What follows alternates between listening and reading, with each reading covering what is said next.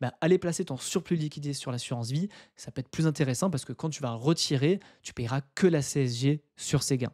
Alors que si elle a moins de 8 ans, tu payeras la flat tax, donc finalement tu seras imposé comme sur un compte à terme. Donc finalement, sur une assurance vie qui a moins de 8 ans, moi ça me paraît pas très pertinent de mettre les faits qui déjà sont bruts, hein, ils sont pas nets comme ceux du livret A, ils sont bruts de fiscalité. Et tu vois, les fiscalités ici, c'est la flat tax, donc 30%. Donc forcément, ton taux net, eh ben, il n'est pas du tout le même. Dans cet épisode, je vais t'expliquer quels sont les 4 meilleurs placements aujourd'hui à court terme et sans risque que tu peux faire travailler pour maximiser ta performance, que ce soit pour un projet court terme type apport pour un apport immobilier ou encore parce que tu n'as pas envie de prendre de risques, tout simplement. Alors avant tout, un petit disclaimer, cette vidéo a été enregistrée en octobre 2024, donc les taux que je vais parler, que ce soit sur les livrets, que ce soit sur les assurances vie, bref, tous les meilleurs taux qui existent sans risque, sont à date d'octobre 2024. Donc bien sûr, en fonction de quand tu regardes cette vidéo, ça peut évoluer et ce ne sera certainement plus d'actualité dans 6 mois ou un an. Mais si ça t'intéresse, j'en referai un d'actualité. Donc pourquoi je fais cette vidéo déjà? Alors ça peut paraître très chiant parce que oui, je vais parler des placements chiants et qui rapportent pas beaucoup, mais même si là les taux ont remonté, donc ça commence à être intéressant, je sais que ça peut être intéressant pour beaucoup d'entre vous. La première raison pour laquelle tu peux être concerné, c'est que tout simplement, tu n'as pas envie de prendre de risques. Peut-être qu'aujourd'hui, tu es assez frileux, tu es quelqu'un de prudent, tu n'as pas envie d'investir en bourse, en immobilier, et tu te dis, bah voilà, que peut-être que tu en as marre que ton argent dorme sur les livrets ou que tes livrets sont pleins, et tu cherches à maximiser ta perf sur des placements sans risque. Même si c'est un autre débat, mais je pense que c'est une mauvaise idée de laisser dormir sur le long terme de l'argent sur des livrets ou sur des placements sans risque.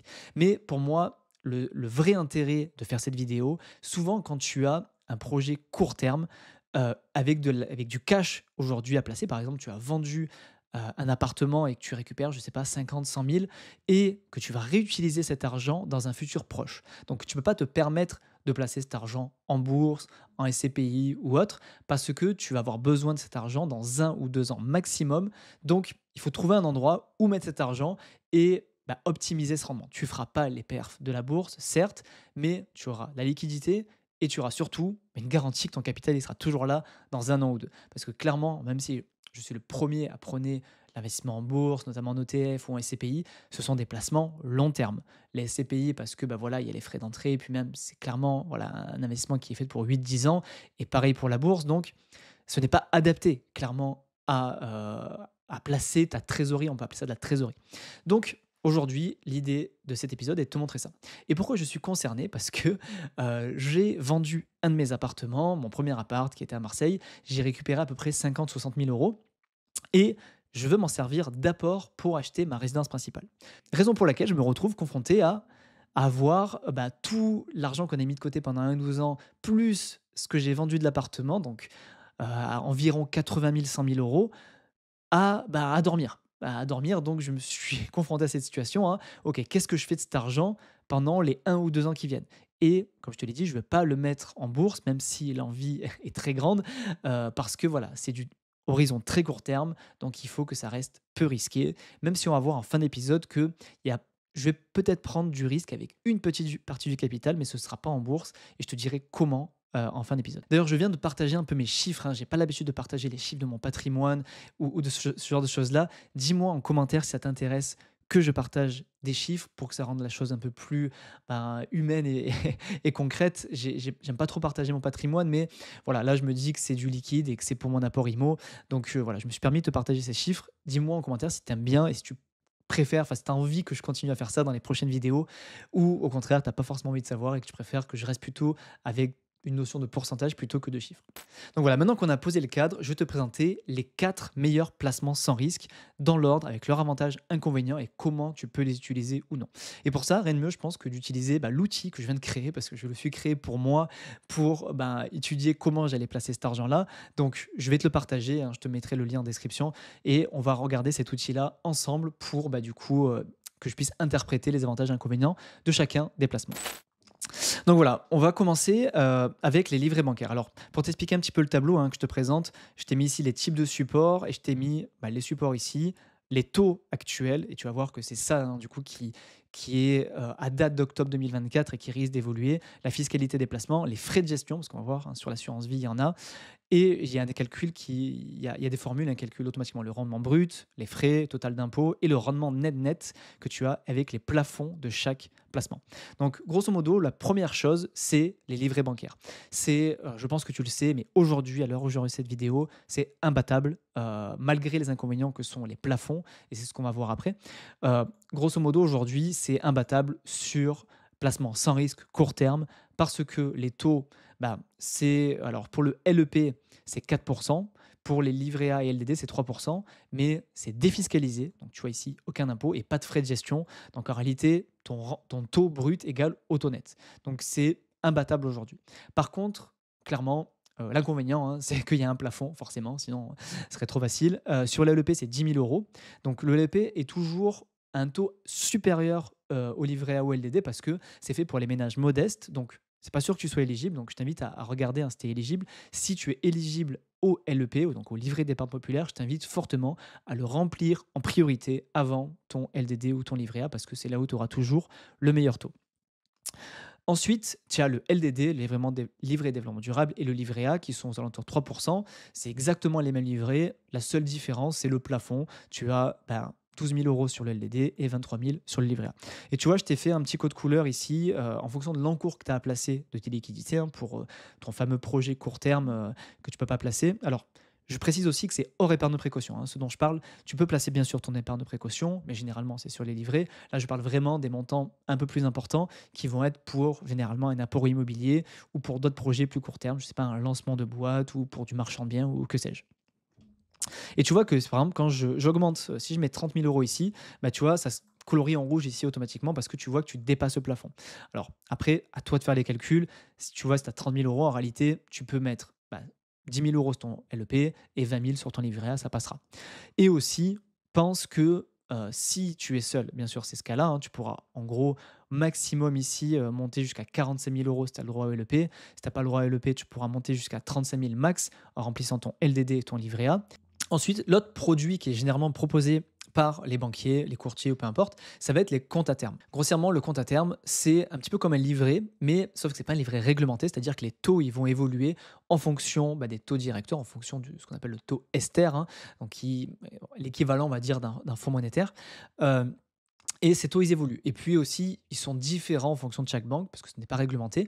Et tu peux avoir des fois des taux bonus, souvent des taux boostés en fait, qui vont être uniquement sur 2 3 mois. Donc en ce moment, les mieux, ça va être entre 3 et 4% en boosté.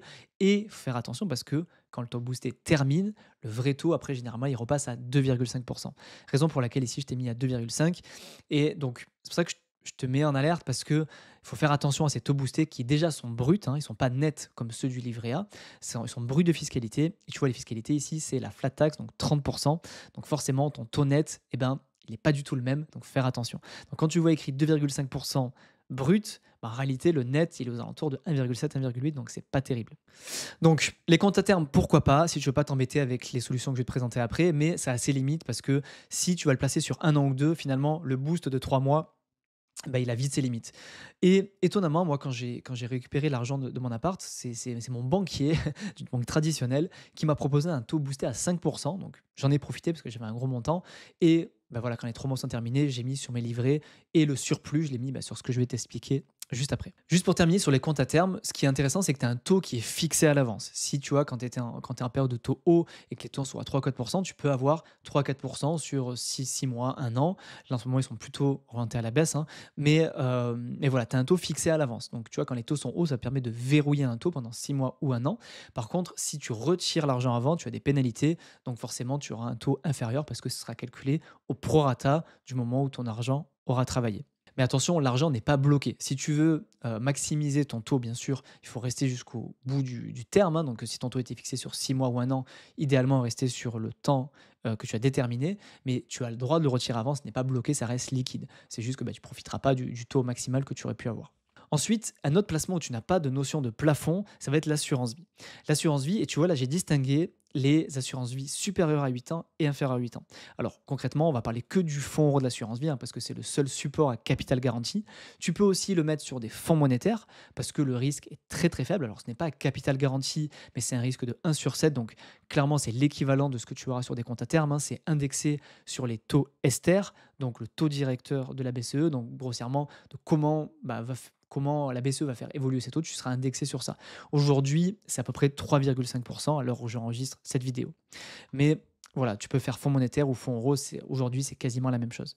Et l'inconvénient de l'assurance vie, c'est tu auras des frais de gestion. Tu vois, même là, je t'ai mis les frais de gestion des meilleures assurances vie. Donc attention, hein, si tu es sur une assurance vie plutôt traditionnelle, tu n'auras pas du tout les mêmes frais. Tu auras même peut-être des frais sur versement, tu auras peut-être des frais d'arbitrage, des frais de gestion. Donc fais très très attention à ça.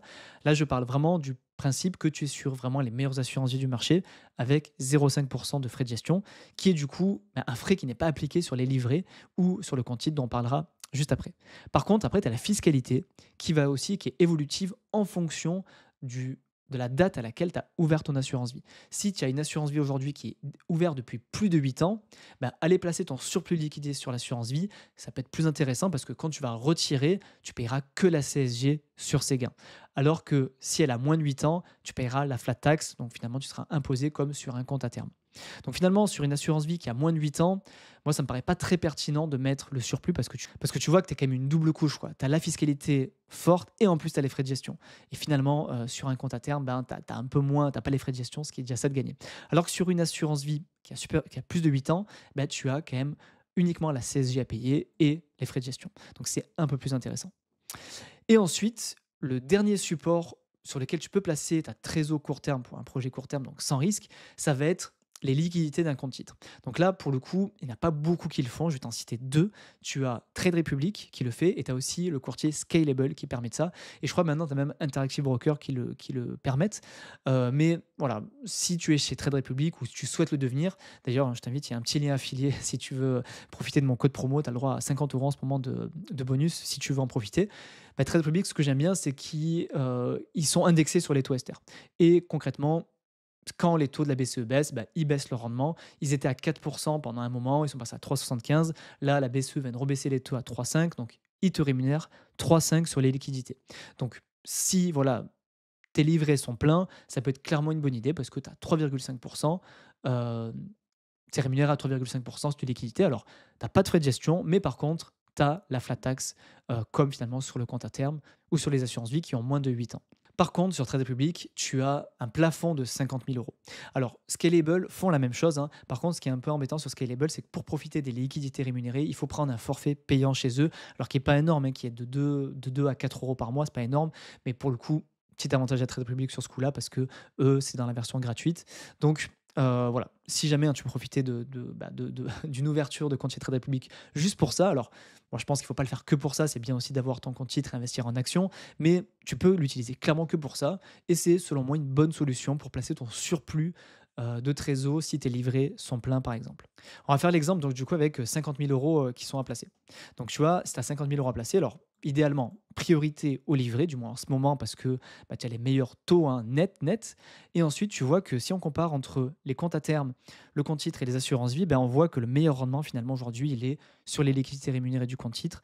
Le deuxième meilleur, ça va être ton assurance vie qui est supérieure à 8 ans et qui est bien sûr une des meilleures avec des frais de gestion les plus faibles.